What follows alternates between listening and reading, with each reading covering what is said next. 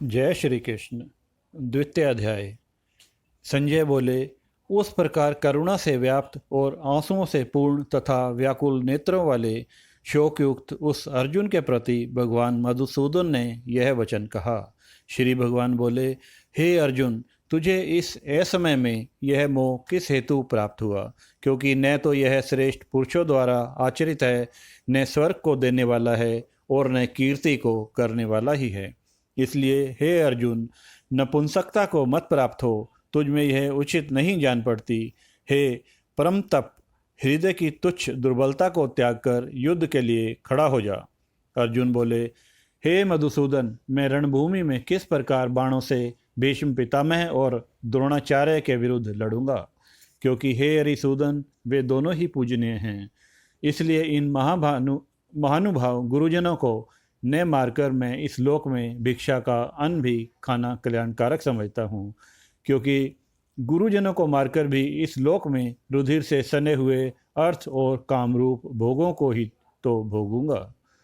हम यह भी नहीं जानते कि हमारे लिए युद्ध करना अथवा न करना, इन दोनों में से कौन सा श्रेष्ठ है, अथवा यह भी नहीं जानते कि उन्हें हम जीतेंगे या हमको वे जीतेंगे।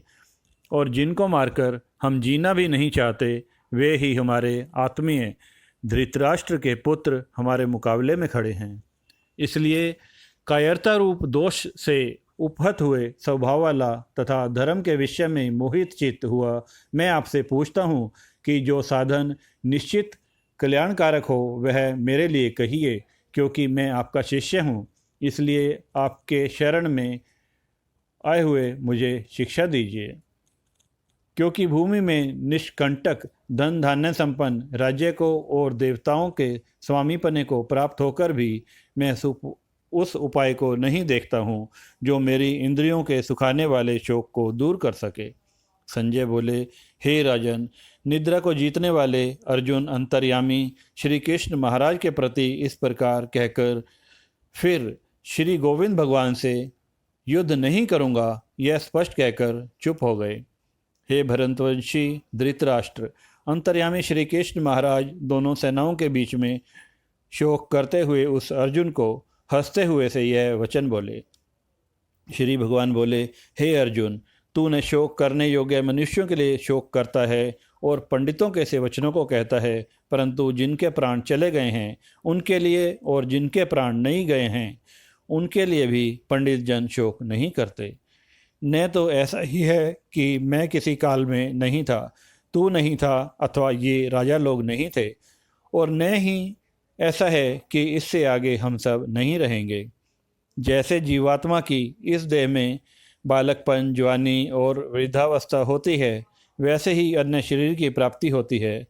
उस विषय में धीर पुरुष मोहित नहीं होता। हे कुंती पुत्र, सर्दी गर्मी और सुख दुख को देने वाले इंद्रिय और विषयों के संयोग तो उत्पत्ति, विनाशशील और अनित्य हैं। इसलिए हे भारत, उनको तू सहन कर। क्योंकि हे पुरुष श्रेष्ठ, दुख सुख को समान समझने वाले जिस धीर पुरुष को ये इंद्रिय और विषयों के संयोग व्याकुल नहीं करते, वह मोक्ष के योग्य होता है। असत वस्तु की तो सत्ता नहीं है और सत्य का अभाव नहीं है। इस कारण इन दोनों का ही तत्वज्ञानी पुरुषों द्वारा देखा गया है। नाश रहित तो तू उसको जान जिससे यह संपूर्ण जगत दृश्य वर्ग व्याप्त है। इस अविनाशी का विनाश करने में कोई भी समर्थ नहीं है। इस नाश रहित अपर में नित्य स्वरूप जीवात्मा के ये सब शरीर नाशवान कहे गए हैं। इसलिए हे भरतवंशी अर्जुन, तू युद्ध कर। जो इस आत्मा को मारने वाला समझता है तथा इसको मरा हुआ मानता है, वे दोनों ही नहीं जानते, क्योंकि यह आत्मा वास्तव में न तो किसी को मारता है और न किसी के द्वारा मारा जाता है। यह आत्मा किसी काल में भी न तो जन्मता है और न मरता ही है, और न यह उत्पन्न होकर फिर होने वाला ही है, क्योंकि यह अजन्मा, नित्य, सनातन और पुरातन है। शरीर के मारे जाने पर भी यह नहीं मारा जाता। हे पृथापुत्र अर्जुन, जो पुरुष इस आत्मा को नाश रहित, नित्य, अजन्मा और अव्यय जानता है, वह पुरुष कैसे किसको मरवाता है और कैसे किसको मारता है। जैसे मनुष्य पुराने वस्त्रों को त्याग कर दूसरे नए वस्त्रों को ग्रहण करता है, वैसे ही जीवात्मा पुराने शरीरों को त्याग कर दूसरे नए शरीरों को प्राप्त होता है। इस आत्मा को शस्त्र नहीं काट सकते, इसको आग नहीं जला सकती, इसको जल नहीं गला सकता और वायु नहीं सुखा सकता, क्योंकि यह आत्मा अच्छेद्य है। यह आत्मा अदाह, अक्लेद और निस्संदेह अशोध्य है तथा यह नित्य, सर्वव्यापी, अचल, स्थिर रहने वाला और सनातन है। यह आत्मा अव्यक्त है, यह आत्मा अचिंत्य है और यह आत्मा विकार रहित कहा जाता है। इससे हे अर्जुन, इस आत्मा को उपयुक्त प्रकार से जानकर तू शोक करने योग्य नहीं है, अर्थात तुझे शोक करना उचित नहीं है। किंतु यदि तू इस आत्मा को सदा जन्मने वाला और सदा मरने वाला मानता हो, तो भी हे महाबाहो, तू इस प्रकार शोक करने को योग्य नहीं है, क्योंकि इस मान्यता के अनुसार जन्मे हुए की मृत्यु निश्चित है और मरे हुए का जन्म निश्चित है। इससे भी इस बिना उपाय वाले विषय में तू शोक करने को योग्य नहीं है। हे अर्जुन, संपूर्ण प्राणी जन्म से पहले अप्रकट हैं और मरने के बाद भी अप्रकट हो जाने वाले हैं, केवल बीच में ही प्रकट हैं। फिर ऐसी स्थिति में क्या शोक करना है? कोई एक महापुरुष ही इस आत्मा को आश्चर्य की भांति देखता है और वैसे ही दूसरा कोई महापुरुष ही इसके तत्व का आश्चर्य की भांति वर्णन करता है और दूसरा कोई अधिकारी पुरुष ही इसे आश्चर्य की भांति सुनता है और कोई कोई तो इसको सुनकर भी नहीं जानता। हे अर्जुन, यह आत्मा सबके शरीरों में सदा ही अवद्ध है।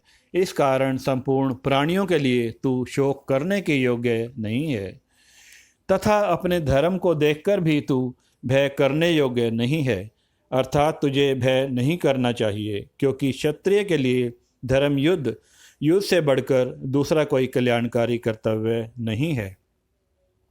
हे पार्थ, अपने आप प्राप्त हुए और खुले हुए स्वर्ग के द्वार रूप इस प्रकार के युद्ध को भाग्यवान क्षत्रिय लोग ही पाते हैं। किंतु यदि तू इस धर्म युद्ध को नहीं करेगा तो स्वधर्म और कीर्ति को खोकर पाप को प्राप्त होगा तथा सब लोग तेरी बहुत काल तक रहने वाली अपकीर्ति का कथन कहेंगे और माननीय पुरुष के लिए अपकीर्ति मरण से भी बढ़कर है। और जिनकी दृष्टि में तू पहले बहुत सम्मानित होकर अब लघुता को प्राप्त होगा, वे महारथी लोग तुझे भय के कारण युद्ध से हटा हुआ मानेंगे। तेरे वैरी लोग तेरे सामर्थ्य की निंदा करते हुए तुझे बहुत से न कहने योग्य वचन भी कहेंगे। उससे अधिक दुख और क्या होगा? या तो तू युद्ध में मारा जाकर स्वर्ग को प्राप्त होगा अथवा संग्राम में जीतकर पृथ्वी का राज्य भोगेगा। इस कारण हे अर्जुन, तू युद्ध के लिए निश्चय करके खड़ा हो जा। जय पराजय, लाभ हानि और सुख दुख को समान समझकर उसके साथ युद्ध के लिए तैयार हो जा। इस प्रकार युद्ध करने से तू पाप को प्राप्त नहीं होगा। हे पार्थ, यह बुद्धि तेरे लिए ज्ञान योग के विषय में कही गई है। अब तू इसको कर्म योग के विषय में सुन। जिस बुद्धि से युक्त हुआ तू कर्मों के बंधन को भांति भांति त्याग देगा, अर्थात सर्वथा नष्ट कर डालेगा। इस कर्म योग के आरंभ का अर्थात बीज का नाश नहीं है और उल्टा फल स्वरूप दोष का भी नहीं है, बल्कि इस कर्म योग रूप धर्म का थोड़ा सा भी साधन जन्म मृत्यु रूप महान भय से रक्षा कर लेता है। हे अर्जुन, इस कर्म योग में निश्चयात्मिकता बुद्धि एक ही होती है, किंतु अस्थिर विचार वाले विवेकहीन काम मनुष्यों की बुद्धियां निश्चय ही बहुत भेदों वाली तथा अनंत होती हैं। हे अर्जुन, जो भोगों में तन्मय हो रहे हैं, जो कर्मफल के प्रशंसक वेद वाक्यों में ही प्रीति रखते हैं, जिनकी बुद्धि में स्वर्ग ही परम प्राप्य वस्तु है और जो स्वर्ग से बढ़कर दूसरी कोई वस्तु नहीं है ऐसा कहने वाले हैं, वे अविवेकी जन इस प्रकार की जिस पुष्पित अर्थात दिखाऊ शोभायुक्त वाणी को कहा करते हैं, जो कि जन्म रूप कर्म फल देने वाली एवं भोग तथा ऐश्वर्य की प्राप्ति के लिए नाना प्रकार की बहुत सी क्रियाओं का वर्णन करने वाली है, उस वाणी द्वारा जिनका चित्त हर लिया गया है, जो भोग और ऐश्वर्य में अत्यंत आसक्त हैं, उन पुरुषों की परमात्मा में निश्चयात्मिकता बुद्धि नहीं होती। हे अर्जुन, वेद उपर्युक्त प्रकार से तीनों गुणों के कार्य रूप समस्त भोगों एवं उनके साधनों का प्रतिपादन करने वाले हैं। इसलिए तू इन भोगों एवं उनके साधनों में आसक्तिहीन, हर्ष शोकादि द्वंद्वों से रहित, नित्य वस्तु परमात्मा में स्थित, योग क्षेम को न चाहने वाला और स्वाधीन अंतःकरण वाला हो। सब ओर से परिपूर्ण जलाशय के प्राप्त हो जाने पर छोटे जलाशय में मनुष्य का जितना प्रयोजन रहता है, ब्रह्म को तत्व से जानने वाले ब्राह्मण का समस्त वेदों में उतना ही प्रयोजन रह जाता है। तेरा कर्म करने में ही अधिकार है, उसके फलों में कभी नहीं। इसलिए तू कर्मों के फल का हेतु मत हो तथा तेरी कर्म न करने में भी आसक्ति न हो। हे धनंजय, तू आसक्ति को त्याग कर तथा सिद्धि और असिद्धि में समान बुद्धि वाला होकर योग में स्थित हुआ कर्तव्य कर्मों को कर। समतव ही योग कहलाता है। इस समतव रूप बुद्धि योग से काम कर्म अत्यंत ही निम्न श्रेणी का है। इसलिए हे धनंजय, तू समबुद्धि में ही रक्षा का उपाय ढूंढ, अर्थात बुद्धि योग का ही आश्रय ग्रहण कर, क्योंकि फल के हेतु बनने वाले अत्यंत दीन हैं। समबुद्धि युक्त पुरुष पुण्य और पाप दोनों को इसी लोक में त्याग देता है, अर्थात उनसे मुक्त हो जाता है। इससे तू समतव रूप योग में लग जा। यह समतव रूप योग ही कर्मों में कुशलता है, अर्थात कर्म बंधन से छूटने का उपाय है। क्योंकि समबुद्धि से युक्त ज्ञानीजन कर्मों से उत्पन्न होने वाले फल को त्याग कर जन्म रूप बंधन से मुक्त हो निर्विकार परम पद को प्राप्त हो जाते हैं। जिस काल में तेरी बुद्धि मोहरूप दलदल को भली भांति पार कर जाएगी, उस समय तू सुने हुए और सुनने में आने वाले इस लोक और परलोक संबंधी सभी भोगों से वैराग्य को प्राप्त हो जाएगा। भांति भांति के वचनों को सुनने से विचलित हुई तेरी बुद्धि जब परमात्मा में अचल और स्थिर ठहर जाएगी, तब तू योग को प्राप्त हो जाएगा, अर्थात तेरी परमात्मा से नित्य संयोग हो जाएगा। अर्जुन बोले, हे केशव, समाधि में स्थित परमात्मा को प्राप्त हुए स्थिर बुद्धि पुरुष का क्या लक्षण है? वह स्थिर बुद्धि पुरुष कैसे बोलता है, कैसे बैठता है और कैसे चलता है? श्री भगवान बोले, हे अर्जुन, जिस काल में यह पुरुष मन से स्थित संपूर्ण कामनाओं को भली भांति त्याग देता है और आत्मा से आत्मा में ही संतुष्ट रहता है, उस काल में वह स्थित प्रज्ञ कहा जाता है।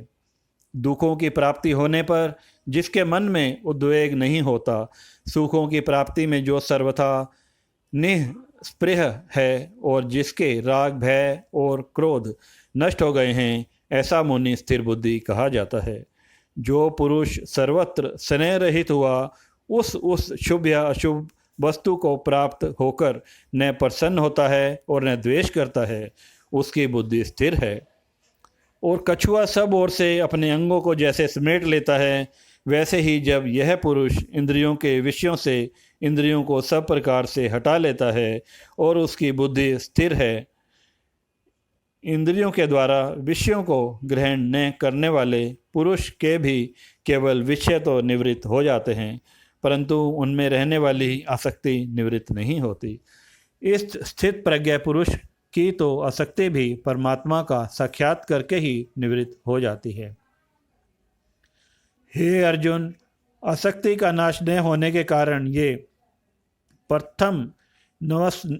प्रथमन स्वभाव वाली इंद्रियां यत्न करते हुए बुद्धिमान पुरुष के मन को भी बलात् हर लेती हैं। इसलिए साधक को चाहिए कि वह उन संपूर्ण इंद्रियों को वश में करके समाहित हुआ मेरे परायण होकर ध्यान में बैठे, क्योंकि जिस पुरुष की इंद्रियां वश में होती हैं उसी की बुद्धि स्थिर हो जाती है। विषयों का चिंतन करने वाली पुरुष की उन विषयों में आसक्ति हो जाती है। आसक्ति से उन विषयों की कामना उत्पन्न होती है और कामना में विघ्न पड़ने से क्रोध उत्पन्न होता है। क्रोध से अत्यंत मूढ़ भाव उत्पन्न हो जाता है। मूढ़ भाव से स्मृति में भ्रम हो जाता है। स्मृति में भ्रम हो जाने से बुद्धि अर्थात ज्ञान शक्ति का नाश हो जाता है और बुद्धि का नाश हो जाने से यह पुरुष अपनी स्थिति से गिर जाता है।